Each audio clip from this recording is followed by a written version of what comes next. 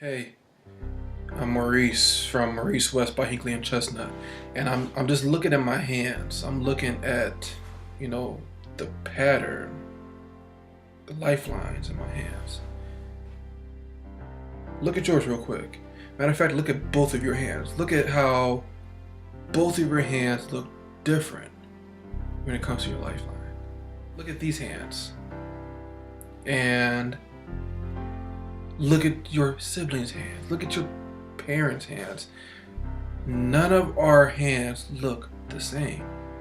The patterns, the lines on our hands, none of them look the same. Mine are different from yours, which is different from anyone else in the world. But what am I trying to tell you? We're talking about what's in your hand.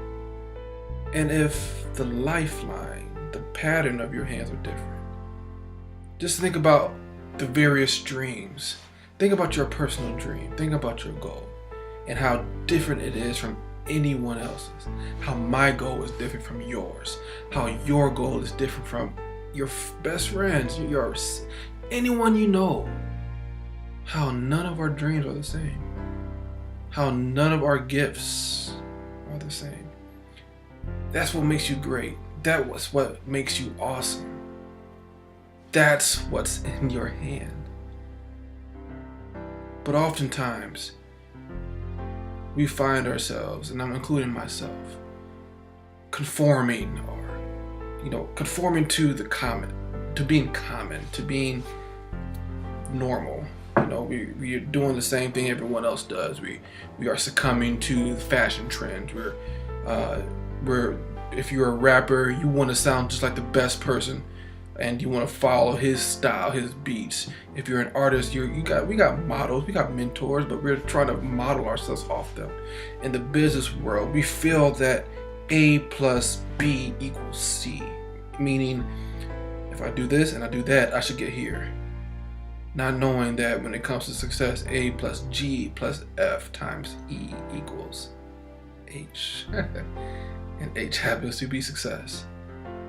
But we feel like there's a common denominator, there's a common trend that we must follow.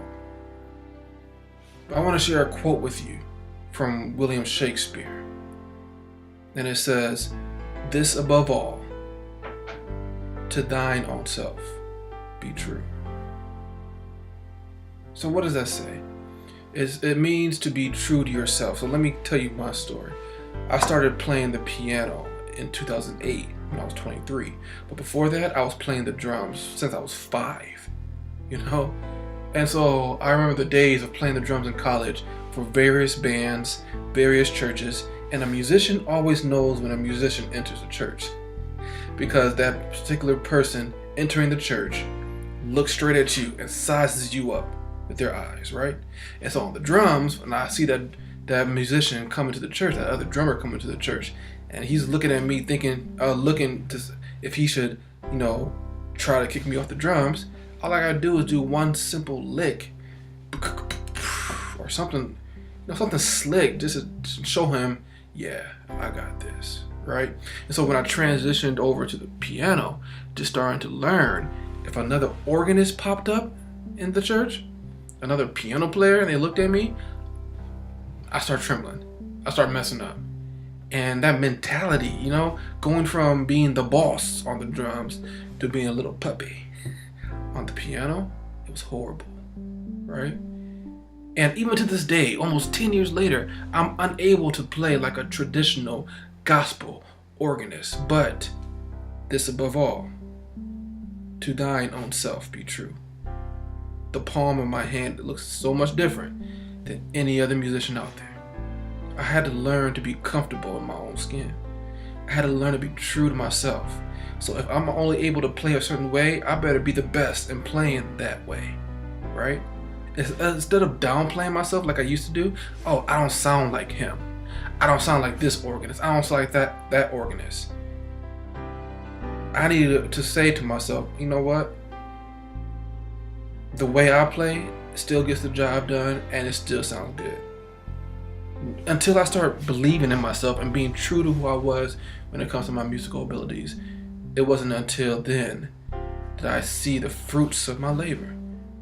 People will come to me and say, Maurice, you're doing a phenomenal job. I'm like, thank you. Musicians come to me and say, hey, how'd you do that chord? Because I learned how to play this way by watching everyone else. How'd you do it that way? Not knowing that I was being a trendsetter. This above all, to thine own self be true. So, instead of trying to follow what everyone else is doing, we have to be true to who we are. Think of you building a house. You know, however your dream house looks, it looks glorious, doesn't it? But just think about, what if your foundation, your basement walls, what if the foundation was just jacked up, weak, unstable? I guarantee you, I'm 100% positive of that no matter how beautiful your house is, no one's going to buy it from you. Matter of fact, you might have to condemn the house, because if your foundation is weak, the whole house is weak. That is how it is when it comes to you not being true to who you are. Your dream, your goal, your gift, it all embodies your self-identity.